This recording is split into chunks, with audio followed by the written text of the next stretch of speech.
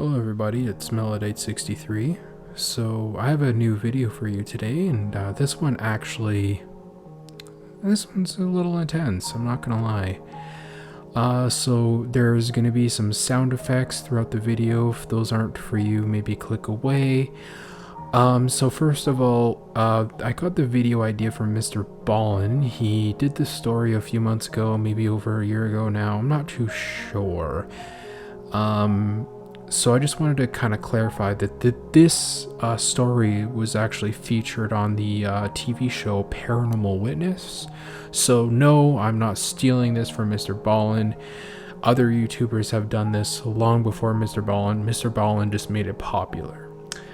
So yeah, anyways, ladies and gentlemen, if you like the video, please leave a like and a comment and possibly a subscription. It would really mean a lot. We are on the road to 300. The ultimate goal is 1,000. So anyways, ladies and gentlemen, welcome to the Melodite family if you're new. And also, we do have some cookies, but please don't drink the milk. That's my milk. There's nobody else's. Okay? Alright, let's get into the story. This is the Long Island Haunting. Jeanette Marion had it all. A firefighter husband, 2 gorgeous daughters, and a home in New York City. She never once thought that her husband would never come home. On a Sunday in 2005, 6 firefighters on the floor of an apartment building were trapped when a fire flashed through the door of the apartment that they were in. Unable to find their way to the fire escape, they were faced with either burning alive or to jump from the windows. Only 2 had an escape rope, which one of them had bought for himself. 2 were killed in the fall, and Lieutenant Curtis Mirren, the husband of Jeanette, passed away in the fall. The ever-present media wanted interviews, but Jeanette just wanted peace. She looked for and found a house out in Long Island that she thought would be perfect. It needed some fixing up, but her husband's buddies were all very happy to help out with that. While the house was being worked on, Jeanette made sure security cameras were installed all over the perimeter. The house was still being renovated, and so she was just worried about tools being left out or to look out for unwanted people, and doing so, she was able to monitor the camera feed from her laptop. The very first night, she was surfing through the channels. It was a new toy for her, so she wanted to check it out, and she felt it was like a cool piece of technology. As she was going through the camera, she thought that she saw a cloaked man in one of the feeds. He appeared and then disappeared just as quickly as he appeared. She wrote it off as something on the lens because, she just didn't know what she's been looking at. Thought it was maybe just a trick on her eye. One night, Jeanette's daughter, Angela, was restless and couldn't sleep. There was a sense of unease all over her. As she lay there awake, she heard the sound of knocking coming from inside the walls of her bedroom. Simultaneously down the hall from her room, her other sister, Deneen, hears the same knocking, but on her bedroom door. She sits up, and the door knocks continue. She gets up and she opens the door to no one there. As soon as she closes the door starts to rattle. She runs back to bed and hides under the covers, and nothing happens for the rest of the night. The next morning, Jeanette tried to allay her daughter's fears by telling them that the house was new to them, so it could have been the pipes banging or something, and they needed to learn the sounds that their new house made, and there's nothing to be afraid of or to worry about. A few days later, Jeanette's friend Tom was working in the basement. He was going through most of the junk in the basement, and he was picking things up the floor, and he found something a little uncomforting on the floor. He called Jeanette down to the basement, and when she got down there, she could tell that her husband's friends were a little bothered by something, and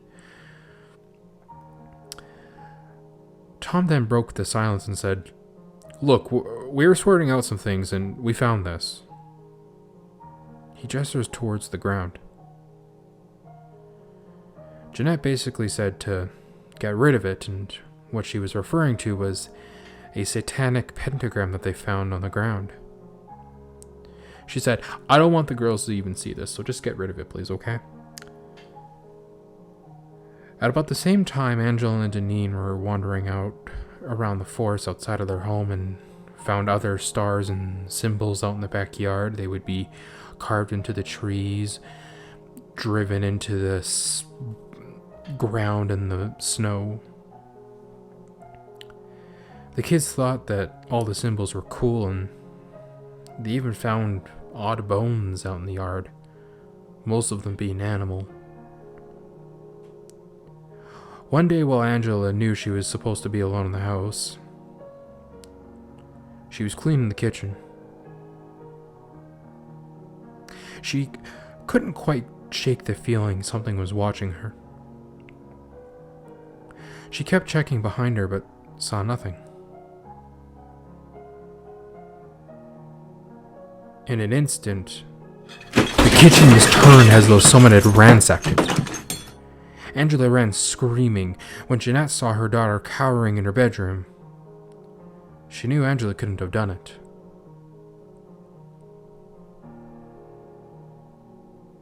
Tom has said in many interviews that every time he was in the basement, he would be very uncomfortable, and on another occasion, Tom is working on the basement. He finds a bound collection of papers.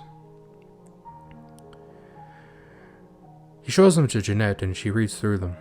The papers were written by a young woman named Christina in 1927, and they mentioned rituals and animal sacrifices and all different types of satanic mentionings. With a little more of an idea of the history of the house, Jeanette still insisted that a fresh start would wipe away the negative energy. She had no idea of what she was up against. As Jeanette was vacuuming one day, the entire floor began to rattle like if something was punching the floor. She thought it was the oil burner backfiring, but she knew it was coming from the basement, and she was not looking forward to going down there. As she entered the basement, she was overcome by the feeling of something just evil and not right, and escaped when she just couldn't take it any longer. As Deneen was getting ready for a shower one night, Angela began hearing whispers of two voices talking. Deneen couldn't shake the feeling that she was being watched. Angela heard Deneen's name in those whispers and began to worry. Something was watching Deneen, and she couldn't quite figure it out. As she was in the shower, she saw a shadowy figure through the glass. She started screaming and cowering, and Angela and Jeanette started pounding on the bathroom door trying to get to their screaming sister and daughter. But they were unable to get in, and then when they finally did, there's nothing but a terrified Deneen on the floor of the shower. As Jeanette led her daughters out to comfort them, they began hearing the sounds of chanting, the sounds of a ritual being performed. They ran into Jeanette's room and began praying to their father, hoping his heroic spirit might help them fight off the evil. Jeanette asked her old friend Tony to come check out the basement the next day. Tony was a corrections officer, so it took quite a bit to rattle him.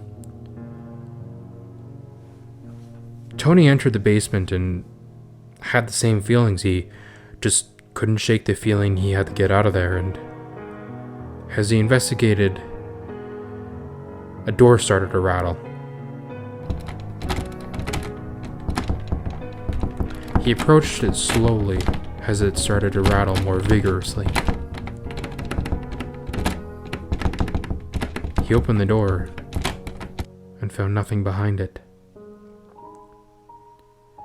When he turned away, the door slammed shut on its own. Tony decided it was time for him to go, and that basement was added to the very short list of things that made Tony fear for his life. Jeanette didn't want to leave the house, so she invested too much time, and the firemen had been so proud of their work in the place that she really didn't want to let them down and just up and leave the house. So, when Jeanette called a priest, the priest gave her some tools to use within her faith, but he didn't quite go to as far as a exorcism. When he tried to leave her a small bottle of holy water, Jeanette laughed and said they were going to need a lot more than that. She received gallons of holy water. It wasn't enough, of course, and one night, as Angela was desperate for some air, she went out into the backyard and sat on the swing set. Just a simple thing, really.